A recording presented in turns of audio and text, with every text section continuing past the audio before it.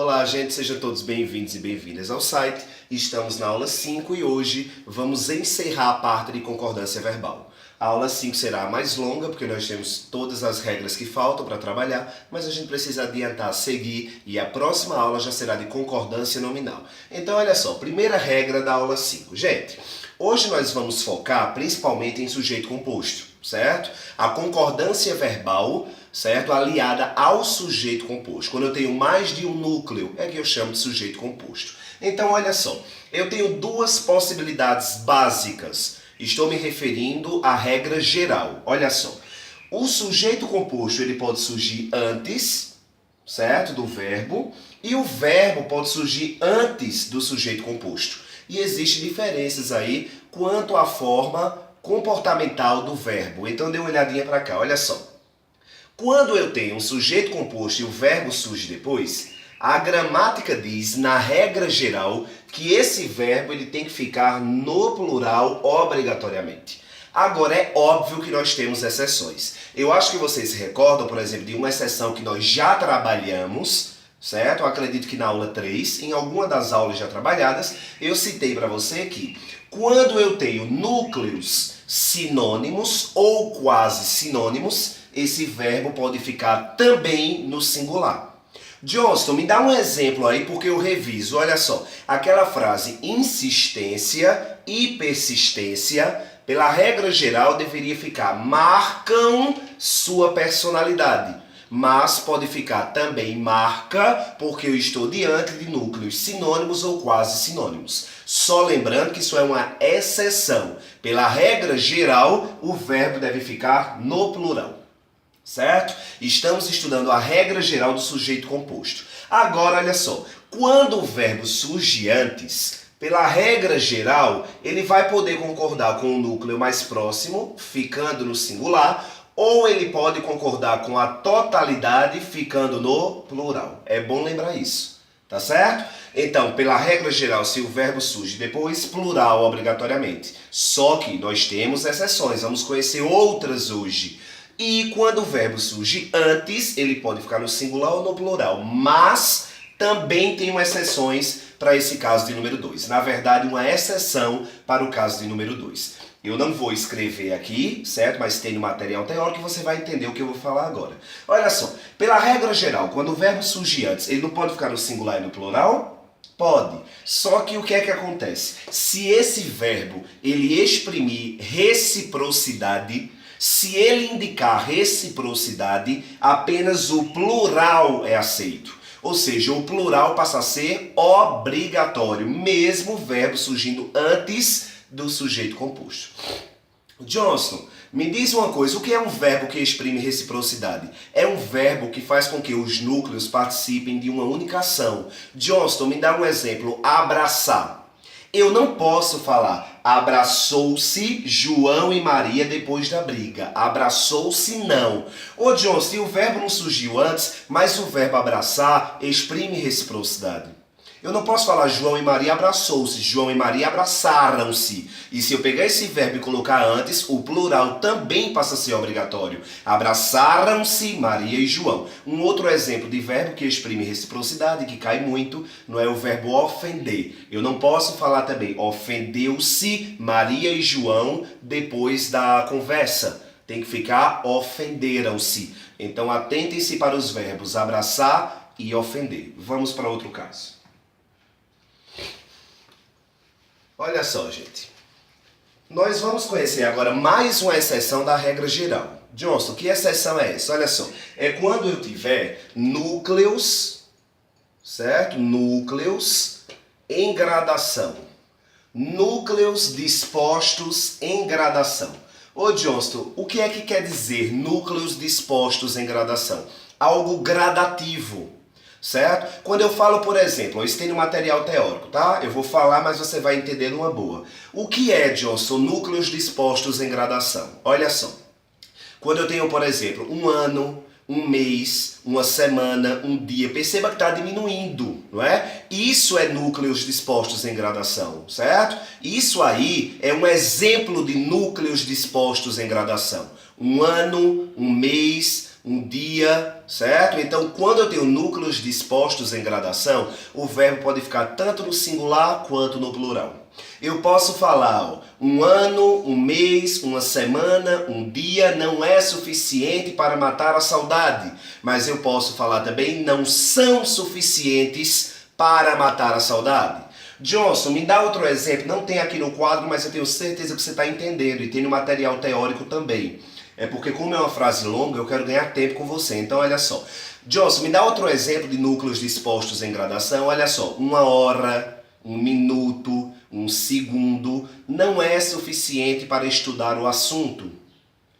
Não é. O verbo ser está no singular. Mas eu posso falar, uma hora, um minuto, um segundo não são suficientes para estudar o assunto. Ou seja, núcleos dispostos em gradação, o verbo pode ficar tanto no singular quanto no plural. Vejamos outra regra. Olha só, gente. Agora nós vamos dar uma analisada nessas expressões aqui, ó. Ou e nem. Ô Johnston, ou e nem funciona sintaticamente como conjunção alternativa. É verdade? É. Não é? Ou isso, ou aquilo, nem isso, nem aquilo, ok. Mas olha só. Todas as vezes que nós encontramos uma frase que tem principalmente o ou, a gente acha que o verbo só fica no singular. Por exemplo, ou isso ou aquilo, não é? Maranhão ou São Luís sediará a Copa do Brasil, só um exemplo, não é? Mas olha só, Maranhão é o estado, né? Loucura aí, mas enfim. Olha só, gente. Então o que é que acontece? Vai existir casos em que o verbo ele vai ficar no plural, certo? Ô Johnston, quando é que o verbo vai ficar no plural? Quando não tiver ideia de excluir nenhum dos núcleos. Quando a minha ideia for querer falar qualquer um dos dois, ou os dois. Johnston, me dá um exemplo aí, olha só. Se eu falo esta frase aqui, eu escrevo, vê só. Ivete ou Daniela, presta atenção. Ivete ou Daniela representam o carnaval baiano. Presta atenção. Representam o carnaval baiano. Olha só, gente. Ivete ou Daniela, não é? Representam. Ô Johnston, por que ficou no plural? Gente, eu não estou querendo excluir nenhum dos núcleos.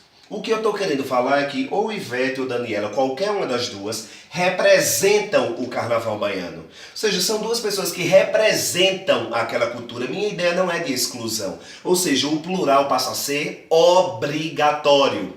Ô Johnson, me dá outro exemplo aí? Nem. Olha só, nem o aluno, nem o professor aceita ou aceitam o gabarito da questão. Nem o professor, nem o aluno aceitam. Eu estou querendo falar que os dois não aceitam. A minha ideia não é de exclusão. Então é bom prestar atenção aí, porque o plural passa a ser obrigatório. Eu ainda não tirei o Maranhão e o São Luís da cabeça. Eu sou péssimo em geografia, mas aqui foi uma loucura mesmo na hora de falar, viu, gente? Olha só, vamos conhecer mais uma regra. Olha só. Agora nós vamos ver casos, certo? Em que essa expressão aqui, não sei porque eu apaguei, nós vamos conhecer agora alguns casos em que a expressão ou, certo? O singular vai ser obrigatório. Nós acabamos de ver que o plural é obrigatório em alguns casos, mas vai existir outros casos em que o singular ele é obrigatório. Uma dica, eu chamo a atenção de vocês, certo? Prestem muita atenção nisso aí, porque não vai existir nenhum caso em que vai ser facultativo. Não vai existir nenhum caso em que os núcleos estão unidos por ou e você vai preferir, eu quero colocar no singular, eu quero colocar no plural. Não, vai depender do sentido da frase. O sentido da frase, certo? Vai dizer se o verbo vai ficar no singular ou no plural. Em cada frase só aceita um caso. Agora nós vamos conhecer o caso de exclusão, quando o singular vai ser obrigatório. Olha só, vamos ver se eu não erro agora esses dados, né? Olha só. Vou colocar aqui. Crato ou russas, certo? Sediará a Copa Cearense, certo? Só um exemplo, dê uma olhadinha para cá. Olha só. Crato ou Russas sediará a Copa Cearense. Johnson, por que nesse caso o verbo ficou no singular? Porque não tem como as duas cidades sediar a Copa. Então perceba que aqui sim eu estou querendo excluir um dos núcleos. Eu estou falando que Crato ou Russas sediará a Copa Cearense. Ou seja, o singular ele é obrigatório. Ô Johnson, me dá outro exemplo que eu ainda fiquei um pouco confuso nisso aí. Eu vou te explicar agora, olha só. Digamos, certo? Que duas cidades estão aí competindo para abrir um curso de medicina. Só um exemplo, tá? As duas cidades estão lutando para trazer o curso de medicina. Então o que é que acontece? Uma dessas cidades vai receber o curso. Aí olha a minha frase, ó. Vamos botar aqui, Arco Verde ou Serra Talhada receberá o curso de medicina, certo? Simplificar aqui para facilitar. Então, olha só.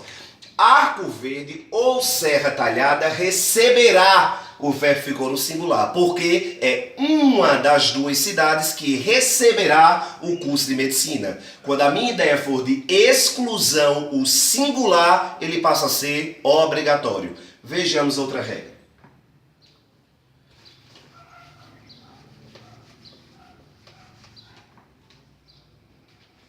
Ó, um ou outro e nenhum nem outro. Vamos ver essa regrinha aqui? Olha só, gente. Quando eu tenho essas expressões um ou outro e nenhum nem outro, o verbo pode ficar tanto no singular quanto no plural. Perceba que essa é a 5ª aula de concordância verbal e você deve estar pensando, Johnson, são muitas regras. Eu quero até parabenizar, porque tem alguns alunos, trazendo mensagens dizendo, Johnson, está ocorrendo tudo bem, eu estou entendendo, estou fechando os simulados acumulativos, deem os seus retornos, isso é muito importante, certo? Converse para a gente saber o que melhorar, eu sou uma pessoa muito aberta quanto a isso, adoro receber críticas para melhorar, certo? Não sou perfeito e nunca vou ser. Então, falem comigo, Johnson, as aulas estão bacanas, mas está faltando isso, eu gosto disso, é interessante, tá? Então, olha só, o que eu quero chamar a sua atenção, gente, eu já venho falando em outros vídeos, português é a mesma coisa que matemática.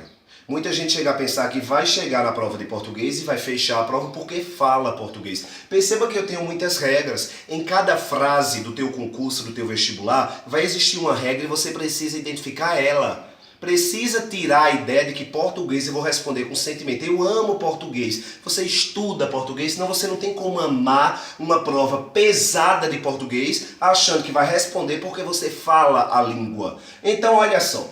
Quando você encontrar numa frase as expressões um ou outro, ou nenhum nem outro, aceita-se tanto o singular quanto o plural. Ô Johnson, me dá um exemplo, olha só, um ou outro saiu da escola, tá correto? Mas eu posso falar um ou outro saíram da escola, certo? Johnson, me dá outro exemplo, olha só, nenhum nem outro decidiu se vai viajar. Mas eu posso falar, nenhum nem outro decidiram se vão viajar. Então existe essa possibilidade da flexão verbal. Existe essa possibilidade do verbo ficar tanto no singular quanto no plural. Um ou outro e nenhum nem outro. Tem o nosso material teórico, daqui a pouco tem exercícios e o simulado acumulativo tá bacana, porque a gente vai poder revisar as 5 aulas de concordância. Vejamos mais uma regra.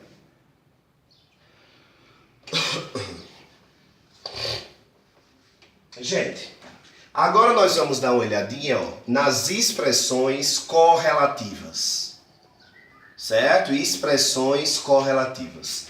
Olha só, na primeira aula de concordância nós estudamos 2 expressões. Eu acho que vocês estão lembrados. Johnson, eu não estou lembrado, então não fala na primeira aula, falo. Se não está seguro, volta para assistir a primeira aula, tá? Mas nós estudamos na primeira aula expressões partitivas, a maioria de, a minoria de, grande parte de, uma porção de. E estudamos as expressões que indicam quantidade aproximada, que sempre estarão próximas a um número e um substantivo.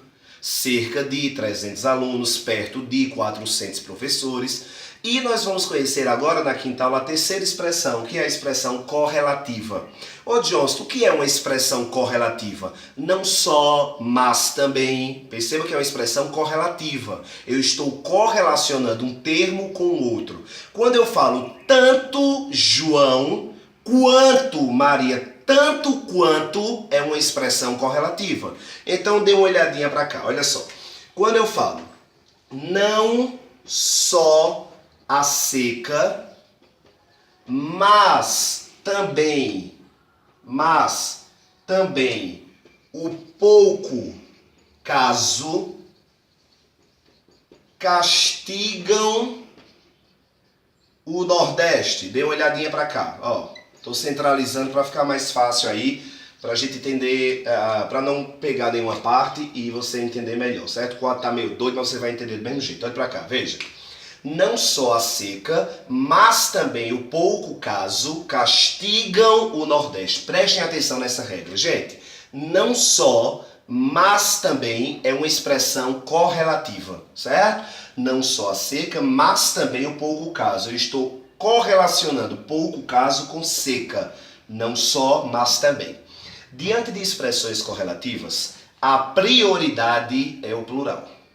Por isso que eu digo que essa regra é difícil um pouquinho assim de entender, por quê? Johnson, eu não estou entendendo. Tem regras que pode o singular e pode o plural. Tem regras que é só o plural, tem regras que é só o singular. O que é que você quer dizer quando você diz que a prioridade é o plural? Gente, isso aqui serve para redação.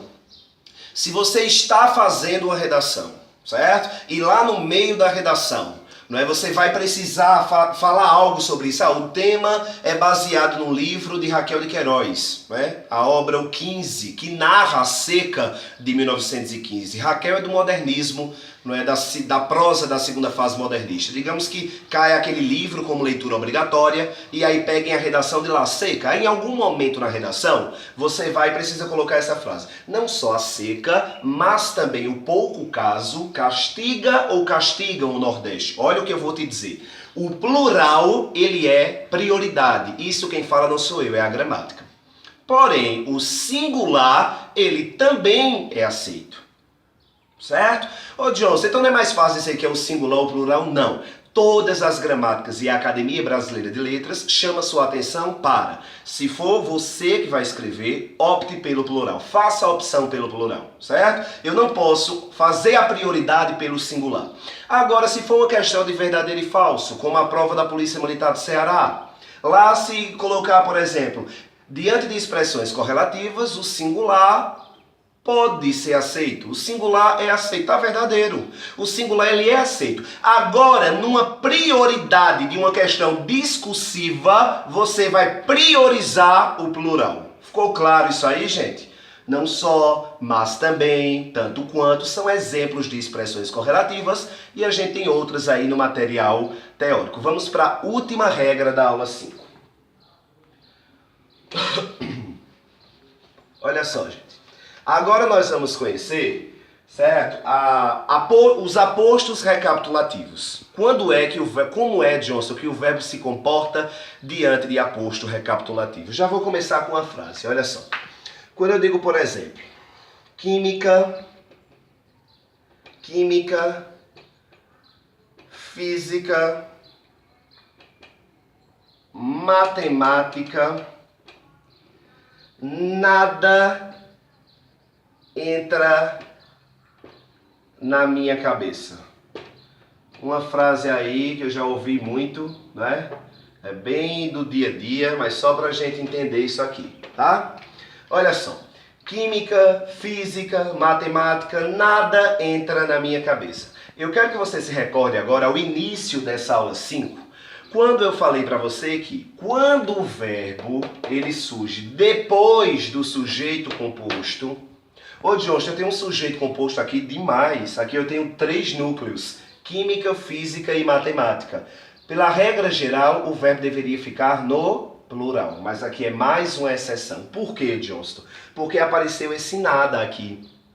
Todas as vezes que você encontrar um aposto, encontrar um termo que resume tudo o que foi dito antes, esse termo ele é classificado como aposto resumidor ou aposto recapitulativo. Olha só, química, física, matemática, nada entra. Fica no singular, certo? Porque concorda com o aposto recapitulativo. Ô Johnson, me dá outro exemplo de aposto recapitulativo? Tudo. Johnston, diz uma frase com tudo, onde eu tenha vários núcleos e o verbo vai ficar no singular também. Olha só, doce, pizza, lasanha, chiclete, confeito, um monte de núcleos aí, imagina. É quando eu falo tudo faz mal. Só um exemplo. Certo? Ô Johnson, não seria tudo fazem, não? Eu não tenho vários núcleos, mas por conta do tudo, por conta do aposto recapitulativo, o verbo fazer fica no singular, concordando com o aposto resumidor. Eu não posso falar tudo fazem, tem que ficar tudo faz. Gente, acabamos a aula 5, acabamos todo o conteúdo de concordância verbal. Eu espero que você tenha entendido. Se ficou alguma coisa vaga aí, fala comigo, mas volta nos vídeos, revisa esse conteúdo. Lá na frente, nós vamos fazer uma revisão com todos os assuntos e eu vou retomar concordância verbal. Porém, na aula 6, nós já adentramos em um outro conteúdo, ainda em concordância, mas concordância verbal morreu. Agora nós vamos estudar concordância nominal. Espero que tenham gostado. Isso é só o início. Abraço e até mais.